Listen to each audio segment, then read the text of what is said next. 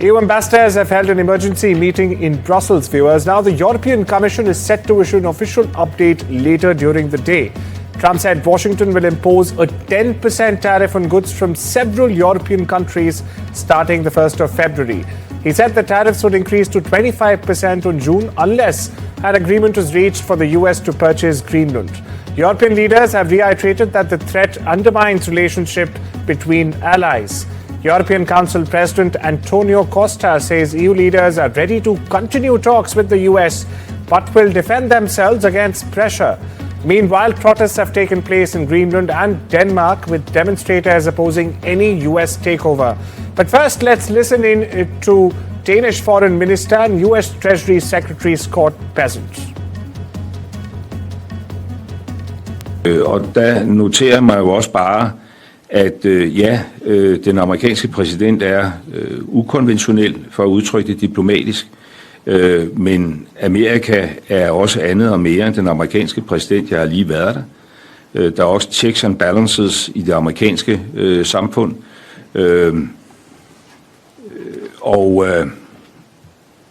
og det giver mig sådan set en tro på, at når vi står sammen, og når vi er i stand til at forklare, hvad der står på spil, og det er jo ikke kun for Europa, der er ting på spil, der er også store ting på spil for USA, så skal vi også komme igennem det her. Altså, det er man jo nødt til at tro på, og det er man jo nødt til at arbejde for.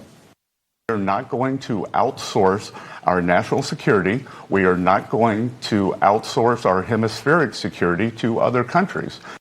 This meeting of EU ambassadors, an opportunity to get on the same page to digest the developments over the weekend and President Trump's announcement that he is prepared to impose tariffs on 8 European powers should Greenland not be given over to the United States. Now, officials I've spoken to say this is also an exercise in coordination in potential next steps.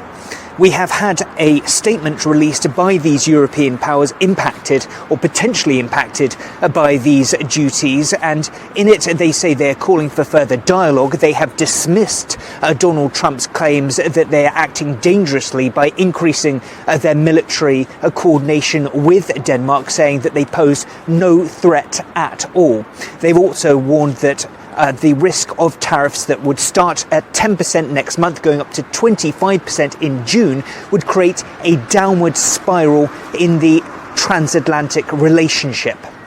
When it comes to further action the European Union could take, well, we know that several political parties are calling for a blockage of ratifying the EU-US trade pact that was brokered last summer, and some are calling for even more explosive action, with French President Emmanuel Macron calling for the so-called trade bazooka to be used, essentially giving the EU the powers to impose tariffs of its own on the United States, a move that would likely further antagonise the United States. The Danish armed forces are expanding their presence in Greenland. That's correct. The troops received weapons handling lessons at the shooting range in extreme weather conditions. The soldiers are deployed in Greenland as part of the Arctic endurance exercise. Various other NATO partners are also participating in the same drills. Meanwhile, US President Donald Trump said he would impose 10% sweeping tariffs on 8 European countries that oppose his efforts to take over Greenland, eliciting a forceful response from the continent. Here's a report. And I may do that for Greenland too. I may put a tariff on countries if they don't go along with Greenland, because we need Greenland for national security. What began as a bizarre obsession has now erupted into a full-blown transatlantic crisis. US President Donald Trump's mania for Greenland is no longer just empty words. It is now driving a tariff war with Europe.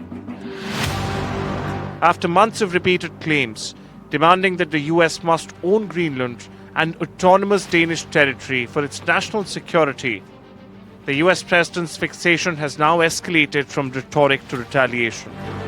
After European allies pushed back, Trump used his favorite tool, tariffs, imposing sweeping duties on key allies such as France, UK, Denmark, unless they agree to negotiate with the US for control over Greenland. 10% tariffs first, then 25%. The message is clear: comply or pay. The response was loud and clear. Europe will not be blackmailed, with leaders of key NATO allies, Denmark, France, UK, warning that Trump's plan risks a dangerous downward spiral. Norges standpunkt ligger fast. Vi kommer ikke til å la oss presse, og den type trusler uakseptable mellom nære allierte. Volevo dirvi che la previsione di un aumento dei dazi nei confronti di quelle nazioni che hanno scelto di contribuire alla sicurezza della Groenlandia, secondo me è un errore. Thousands have taken to the streets across Denmark, Greenland and Europe, protesting against Trump's plans.